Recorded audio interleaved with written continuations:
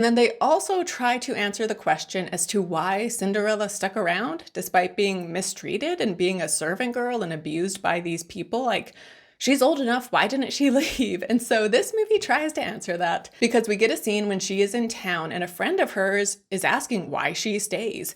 And she tells her that she stays because this is her home where she has memories with her father and her mother. And so she just can't bear to leave the home of her parents. But honestly, that is like a dumb reason. And based on some great comments that I got on that video, I also want to further clarify, explain. Also, like I wish I had worded this differently in my original video, because honestly, I never thought like, why doesn't she leave? I just accepted the story as it was, and I never even considered that she could leave, you know? And so the fact that the 2015 movie felt the need to give an explanation, I think was just very unnecessary. And then on top of that, the explanation they give doesn't really make sense, when really it makes sense that she would stay for multiple reasons. Because one, the time, right? She was a young single woman. Like, she couldn't just leave and forge her own way. I mean, like, she could, but it would be very difficult. But also, she's in this abusive relationship, and people,